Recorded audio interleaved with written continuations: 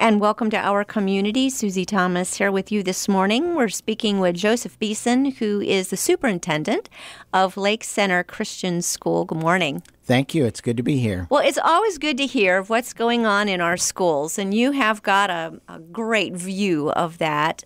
First of all, how long have you been there, and what brought you into this position? Actually, this is my second year at Lake Center Christian. I spent 11 years overseas working with international Christian schools, and the last school I was in Seoul, Korea.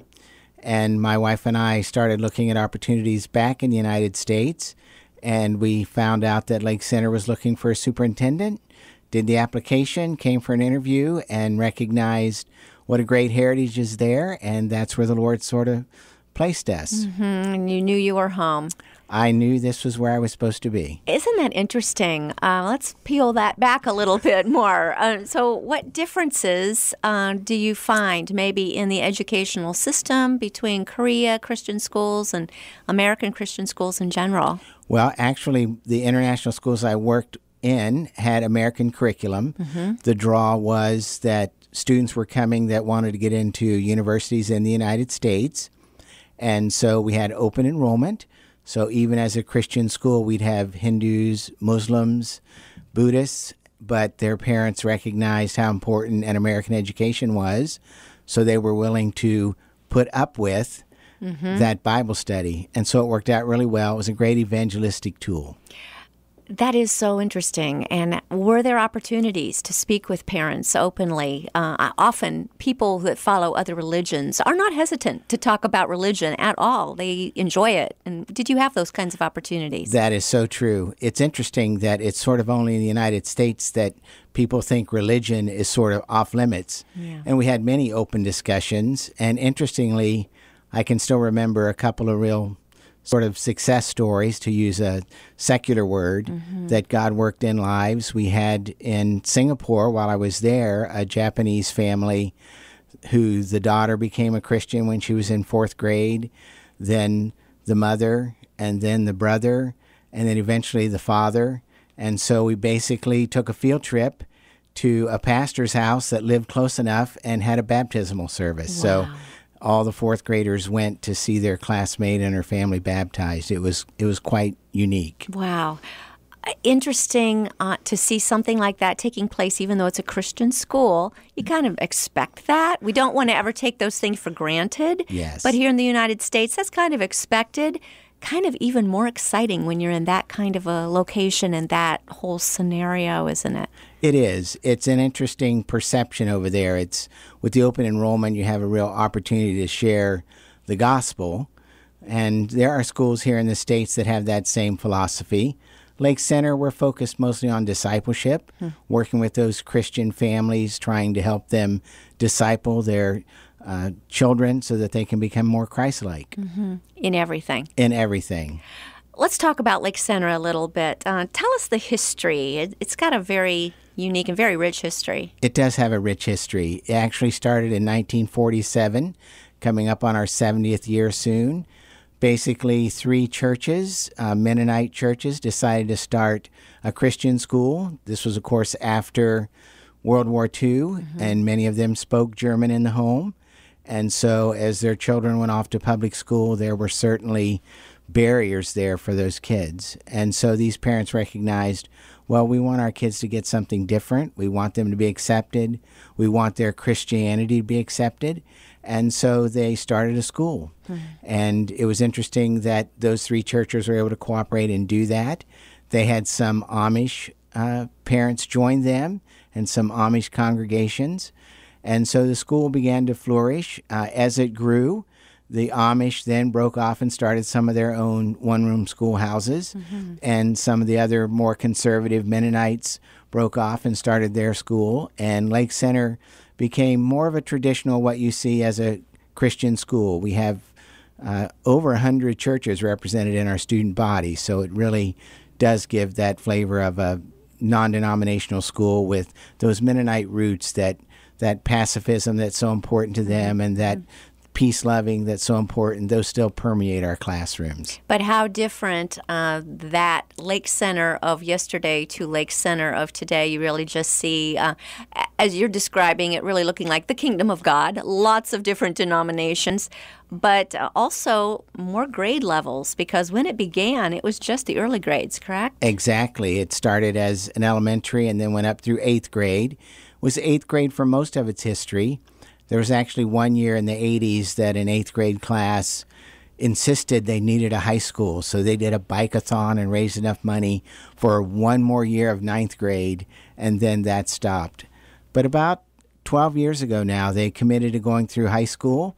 They built a new high school wing, actually a secondary wing that has grades 7 through 12 in it, and so our high school is about 12 years old, and quite a variety of programs in our school. So you've had 12 classes? Well, my math is not good. How many I think we've had classes have 7 classes. that have, oh, sure, because they would graduated. have started as freshmen Correct. at the beginning. So Correct. 7 classes who've gone all the way through. How fun to watch that first group add on another year, add on Yes. another year, and then that means bringing in more teachers. What's involved? I know you personally were not Yes. involved, but I'm sure you can tell us what's involved in adding on 1 year at a time. It's really an interesting challenge because each time you add a grade, then you're faced with, okay, now what electives do we need? The days of just having reading, writing, arithmetic are long gone, and so our kids take a pretty big variety of electives. They have foreign language. They, of course, have some of the upper-level sciences, upper-level maths. We recognize the importance of AP classes, so we've had to offer those. And so it's been good to see our school grow in those areas. Tell me about the teachers and some of the exciting things you see happening in the classroom. We have a marvelous group of teachers. It's great to see them interact with the kids. One of our 5th grade teachers recently went to a technology conference, came back with some ideas, and now you can take your smartphone, hold it up to a child's report, and then live, this child is suddenly talking about their report through a video on your smartphone. Oh, my goodness. It's just amazing to see how they do. Our robotics classes, we've actually offered a robotics up through junior high, and they have done really well. Last year they qualified for the state and went to state competition and actually qualified there. And then next year we're adding robotics all the way through high school. We have a chess program. And all these are teachers taking an interest in kids and doing things outside the classroom to reach into students' lives. So it's exciting. So much, I think, of frustration that we hear from teachers, maybe from public schools. I don't want to say one is better than the other. It's just, all teachers are called to be where they Yes. are called to be to work with students. But there's so much teaching to the test. And there's so much as far as, the core curriculum and having to teach certain things. Yes. How do you work, or how do you navigate that? And you know where I'm I know going. where you're going. Don't make me say it. Go That's ahead right. and answer it. Okay. Well, basically, as a school, we recognize that there are a certain set of standards that have to be taught. I mean, Yes. our kids are going to have to take the ACT test, the SAT test. Those students that are receiving scholarships from the state of Ohio, they have to take state-mandated tests. So we know there's a group of facts that our students need to understand, and they need to know those. And so we work hard at saying, okay, what are those? So we've developed standards. Those standards are taken from the National Councils of Teachers of English, National Council of Teachers of Math, and yes, even the Common Core, which is a list of standards.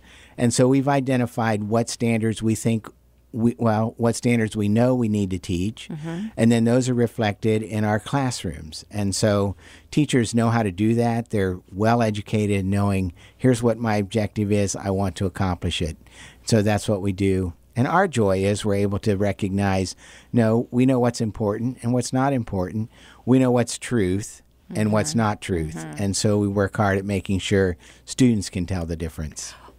How is it reflected then in once they graduate and enter college? How do Lake Center graduates seem to do when they're competing against their peers who've come from other schools? They seem to do really well. We recognize that we don't have a lot of graduating classes yet to compare.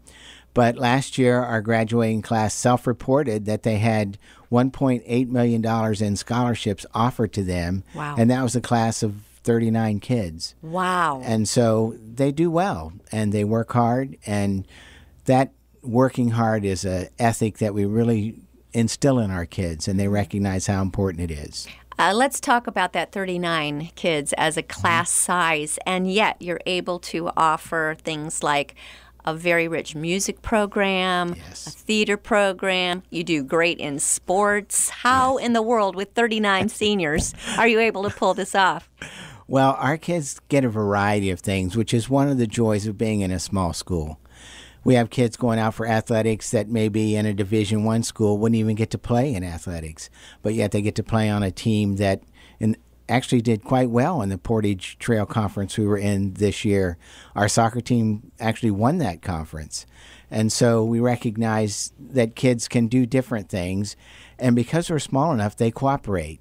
Oh, this kid can't come to play practice because he's got a tournament game. That's okay. The director of the play works with the coach of the team, and things work together. So everyone works together to make sure kids can do the things they need to do. That's got to be a little tricky, because It's I've tricky. been in It's theater and I've tricky. been in sports, and boy, to have them cooperate that way, yeah, that is treading a very fine line.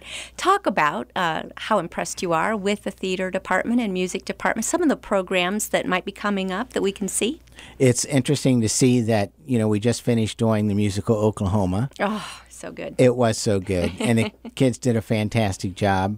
We're coming up in the first part of May, last part of April, I don't have the date in front of me, that our junior high will be doing their program.